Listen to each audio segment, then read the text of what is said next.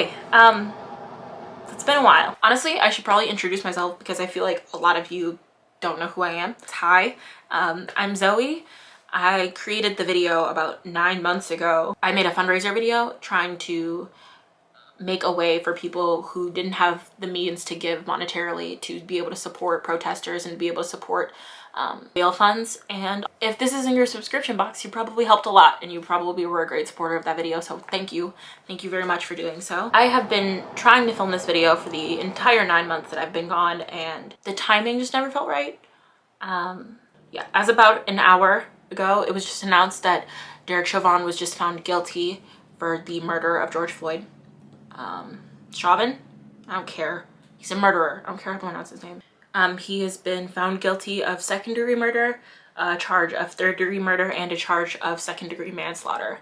I just really wanted to come on here and talk about it, and I figured there's no real better time to come and chat with you guys about where I've been, what happened with the video, and what to expect going forward. As we're all kind of processing this together and we're all kind of reflecting on the past year, reflecting on its role in our lives, I think there's really no better time than right now to come back and to chat with you all about it. Okay, it is frightening that a man murdering another human being on video was up for contention as long as it was. The absolute stomach ache that I know a lot of people had awaiting this verdict, that we were unsure that this man was going to get charged. It's horrifying. It's absolutely horrifying.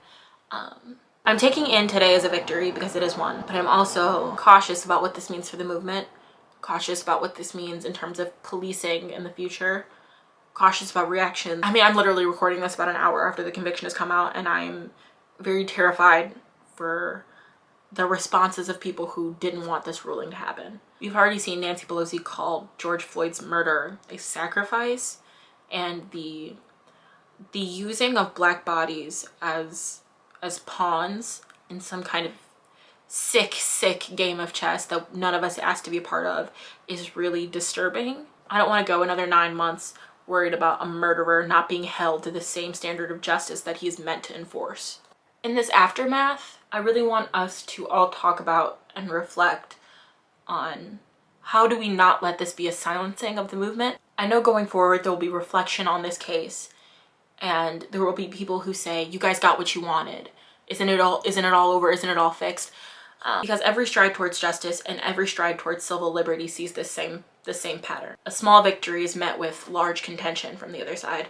I'm really hoping that people don't use this as a means for complacency.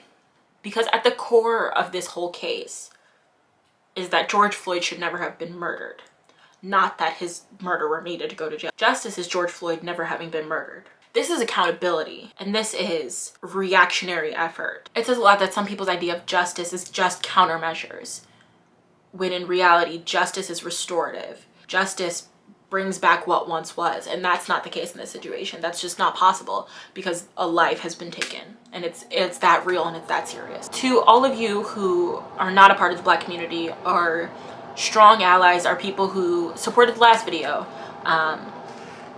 if you could take some time today to reflect on what this means going forward for you, going forward for the conversations with your families, going forward with your friends, going forward in your activism, going forward in how you protest, I think that will help. I'm spacing out. Okay, let's get into updates on the Black Lives Matter fundraiser video, because frankly I'm at mental capacity. I think why right now feels like a good time to finally sit and talk about this. I've tried to film this so many times before. I've literally sat down and tried to film this exact video about 8 other times in the past 8 months, about once a month.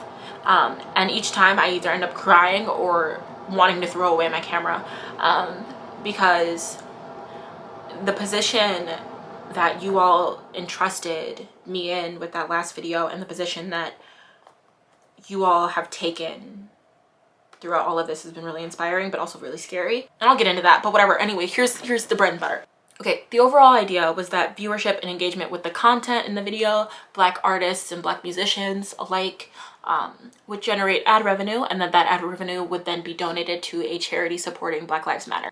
All of that was like 9 months ago, so today I'm here to answer some questions, provide a little bit of clarity on what happened to the money, where did it go to, why did I go ghost like Danny Phantom for 9 months. Let's talk about it. So the whole process of the fundraiser was wild enough in itself. The video was taken down like twice, it was re-uploaded twice. I had a conversation with Google talking about how it technically violated their ad rules because you guys were artificially engaging in ad content that you wouldn't necessarily normally engage with.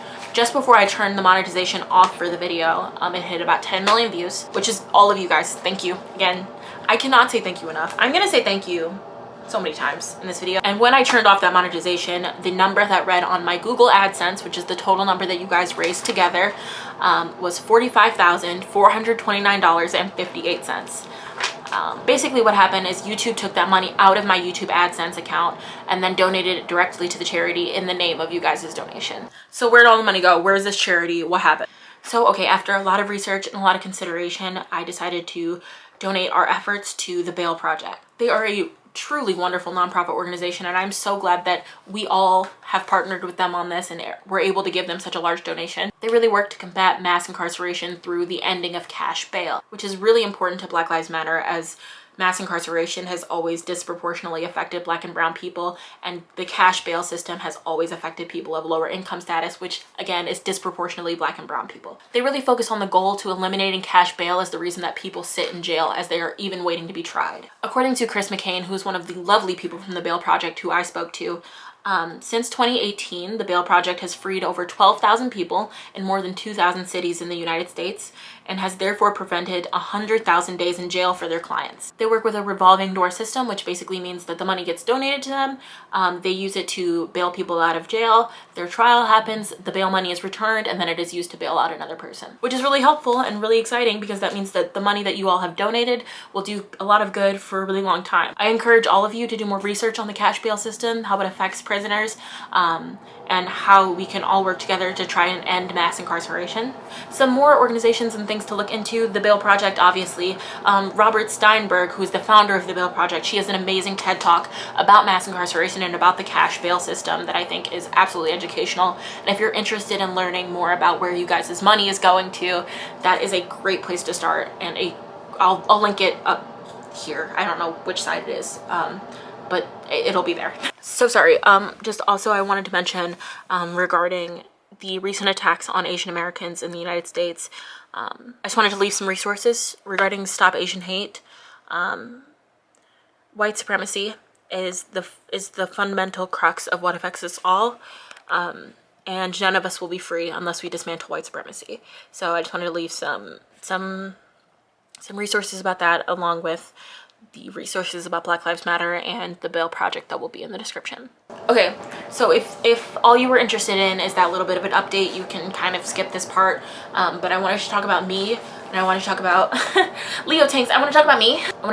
And I want to talk about why I've been gone for this whole time and why I didn't feel right just posting whatever I wanted to on this channel after that fundraiser video. So I just want to talk about that stuff. When I posted the Black Lives Matter fundraiser video, I had 7,000 subscribers on this channel, and it was like a nice little hub of people who really liked my content and liked what I had to offer on this little corner of the internet.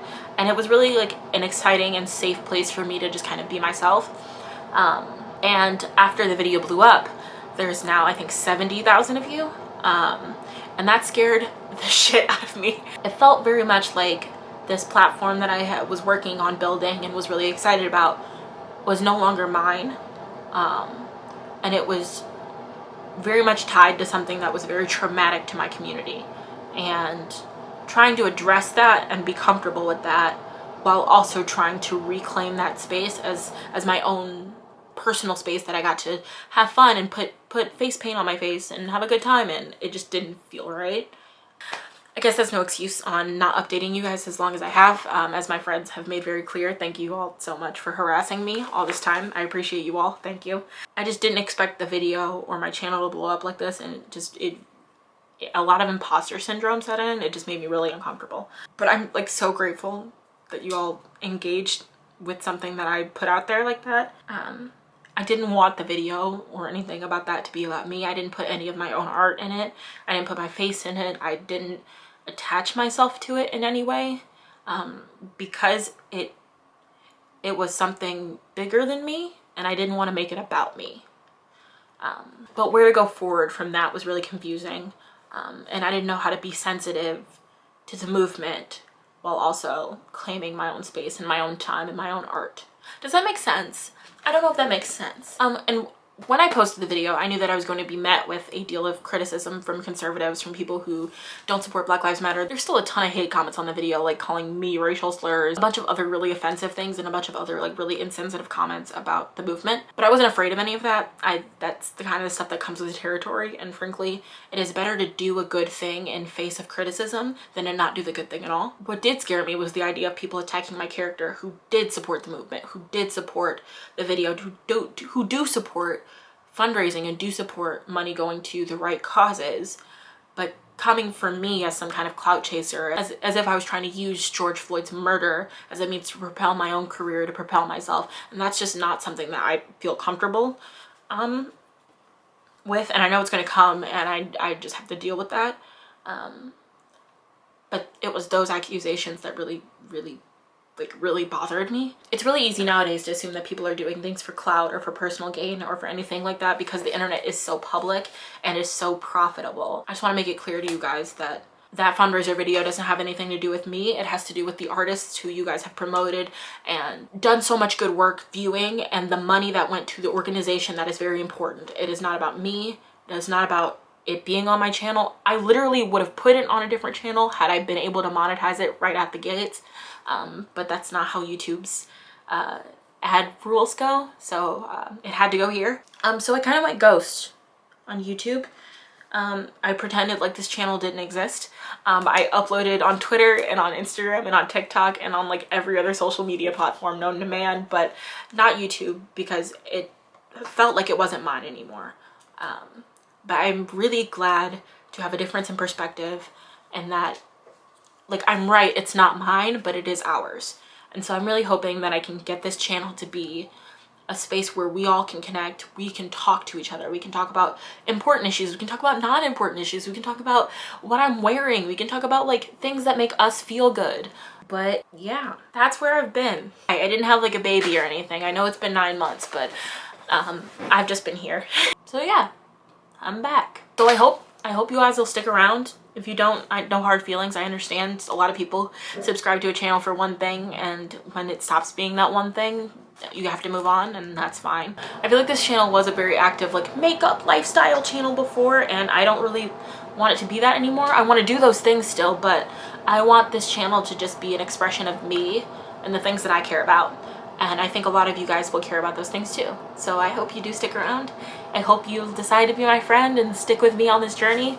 Stick with me as I try to figure out how to navigate this world and navigate this channel again. We're a whole mental health journey, a new president, and a new camera later.